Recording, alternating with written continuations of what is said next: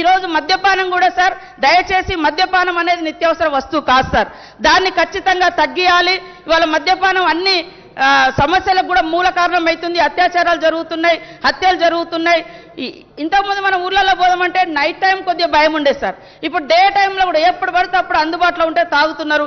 దయచేసి నేను అసెంబ్లీ ద్వారా ఒకటే కోరుతున్నా ముఖ్యమంత్రి గారిని, మహిళల జీవితాలు బాగుండాలన్నా, కుటుంబాలు ఆర్థికంగా ఉండాలన్నా కనీసం ఆ షాపుల వేలలు తగ్గించండి సార్. 5 to 10 ఈవినింగ్ 5 to 10 పెట్టండి సార్. అది నిత్యావసర వస్తువు కాదు. ఎప్పుడు మీరందరూ మనం అందరం పెళ్లిళ్ళ కాడ, పేరెంటల కాడ లేదా ఊళ్ళలో పోతే పని చేసుకోవాల్సిన వాడు దుకాణాల కాడ పోయి ఉంటున్నాడు. కాబట్టి దయచేసి ఈ ఒక్క నిర్ణయాన్నైనా మాకు ఈ అంతర్జాతీయ మహిళా దినోత్సవం సందర్భంగా ముఖ్యమంత్రి గారు ఇవ్వాలని ఈ సందర్భంగా నేను కోరుతా ఉన్నాను సార్. అదేవిధంగా అత్యాచారాలు చేసినటువంటి దుర్మార్గులు యథేచ్ఛగా తిరగకుండా మరి తీవ్రమైనటువంటి కఠినమైనటువంటి చర్యలు కూడా తీసుకునే విధంగా స్పెషల్గా టీమ్స్